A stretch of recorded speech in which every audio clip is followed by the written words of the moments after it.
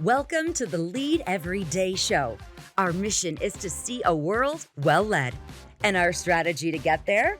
To empower leaders like you to lead every day. So let's get to work. If you win at work and you lose at home, I think you still lose. At least that's what a bunch of leaders have been telling me lately. Welcome to the Lead Every Day show. I'm Randy Gravitt. And I'm Mark Miller. And this week, we've been exploring this idea of how to accelerate your success. And we talked about clarity and how that brings real energy to a team and an organization. We talked about learning from others. You don't have to make all the mistakes yourself, and you can get others to help you move forward. But today, we're going to expand this. We might even stretch your thinking a little bit. We're going to ask you to consider, what does it look like to win beyond work? Because I think that's a real accelerator. Randy just said it. If you win at work and lose at home, you really still lose. And I know you're working on a book on this very topic. You've been working on it for A few years. And we're going to get to see that in a few months. Yeah, it's coming out in June. Well, so give us a that. sneak peek. What does it mean to win beyond work? Yeah, I think for me, when I think about this idea, there's just a couple of little phrases that we'll use in that book. It really is I'll call it a strategy to win where it matters most. I mean, to me, I think home matters as much or more than work. In fact, I think when you win outside of work, it actually positions you to win at work, which, for some people who really want to win at work, I guess that's a motivator. But I want that person to remind themselves that you really do want to win when you're at home. And so there's two big ideas here. The first one is what I would say is to love first.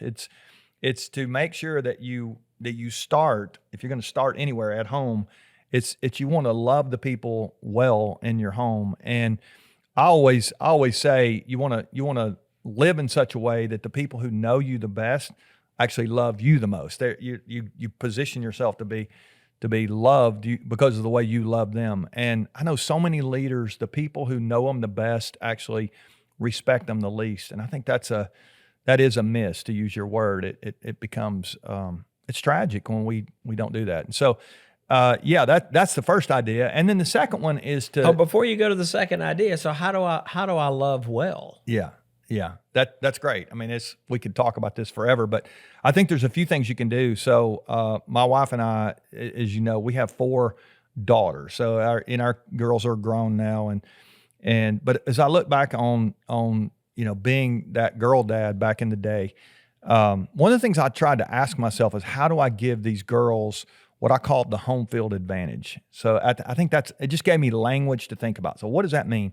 So as a dad, I was the only guy in the room, and if I'm not careful, my wife told me, like, saying it louder doesn't make you more right, kind of thing. So I got to make sure that I'm saying the right things, but you got to say them the right way. And so one of the things you think about these girls around this table, I would ask myself often, like, what's it like to be on the other side of that table? And it's so hard as an adult to even think like a teenager thinks, much less a teenage girl when you're a 50-year-old guy at the time and whatever. So I wanted to give them the home field advantage, and that language to me comes from baseball. So I think about baseball teams. If you go the home field advantage, even a football game, the home team doesn't always win, but they actually have a better chance, because in a baseball game they get to bat last, right? And that was the language I used with the girls. I always thought, what would it be like to give them the last word? Because so many times as a communicator, even I want to make my point, and I want to make sure everybody understands what I'm thinking. Oh, that's not always the best way to lead with love. So and I guess that's just one example. If you got the home field advantage, you got people cheering for you. Yeah, you do. That's exactly right. Like, and so you want to make sure that you're giving them every opportunity. Another way is just give them the benefit of the doubt. So many times and maybe even lower the expectations. So as a leader, this actually will work at work as well. If you're not careful, you'll have such high expectations for everybody else, maybe even higher than you have for yourself, which is that doesn't work. And so you want to make sure that, right now we've got these little grandkids running around, and when a 2-year-old acts like a 2-year-old, I shouldn't be upset with. I mean, they're supposed to be childish. They're a child, and so it's like I don't know. Sometimes we get that wrong if we try to do that, and it comes across harsh. And what's the old saying I heard somebody say one time? You're never persuasive when you're abrasive. I mean, it's like if you really want to help and actually it doesn't even start with trying to help them. I mean, you're not really trying to love doesn't make its point, right? That's not trying to make a point. It's just trying to love and give and serve. And so, yeah, when I think about that, those expectations go down and not trying to make a point. So, so what's your second point? So the second one is to live last. I mean, it's this idea of we want to love first and then we want to live last. And I think the best leaders in the workplace are servant leaders. You would agree with that. And I think the best moms and dads and kids even are they serve the people in that home. And I like in this one where the home field advantage in baseball. I want to think football here on this one. And I'm definitely not an offensive lineman. I mean, I'm not very big compared to those guys, but those offensive linemen I think are the best picture of servant leadership that we have if you think about it. So right now we got Super Bowl and all that's coming up here in a couple of weeks, and all we're going to hear about is quarterbacks and coaches and people who score. Really good coaches will tell you that the games are won on the line of scrimmage. It's the people who are opening up a hole so somebody else can score. And I think I've got a good friend. He thinks about his life this way. He's an old Atlanta Falcon fan from back in the day, and which is kind of funny because the Falcons have never been very good. But he said, I have this picture of this old Falcon lineman. Jeff Van Note was an old center for the Falcons. He said, I saw this picture and he's kind of bloodied up and his hands are taped up. And I look at that and I just think this guy had such a mindset to help the team win. You know, he's one of his childhood heroes. And he said, I like to think about my life that way. Every day I want to open up holes so other people can score. And what a great picture, especially at home. I mean, but in the workplace too, this doesn't just work at home. This is like that leader who shows up every day and opens up a way so other people can score. I think that's the leader that we want to follow and that we want to be with. And so there's so many things I would say there, but I love this idea of living last.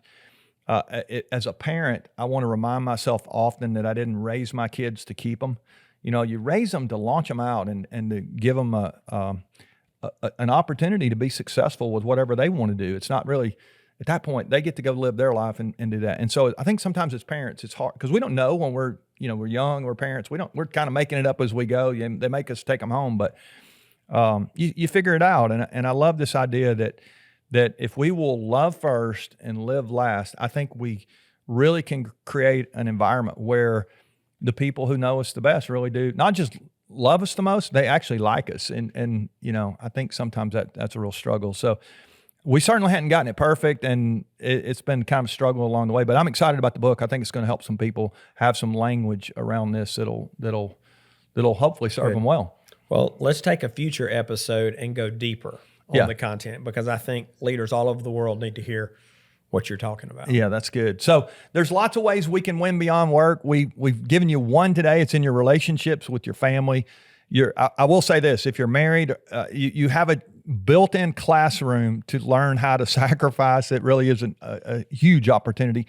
If you have kids, you probably have a master class in how to sacrifice, because it's just awesome. And for those of you who are listening who are parents, thank you for what you do. I think if you're raising your kids correctly, it's giving them a chance to become who they're supposed to be. And you don't underestimate the value there, that time you have. We said early, maybe it was the first episode of the year, we talked about there's a difference in appearance and your presence. And I want to remind you today that when you're there with them, be there with them, love first, live last. I think that'll serve you well and put you on a path to not just winning at home, but it will help you ultimately accelerate your success, which is really what we're talking about this week. We're going to give you a couple more ways. Tomorrow, we're going to dive over into the fitness area, which I think will be fun. It's something that a lot of leaders maybe are thinking about, need to think about more. We're probably way past resolutions at this point as we go into, we're almost a month into the year here. So all that's kind of out the window. Tomorrow, we're going to get serious and give you some few things you can do to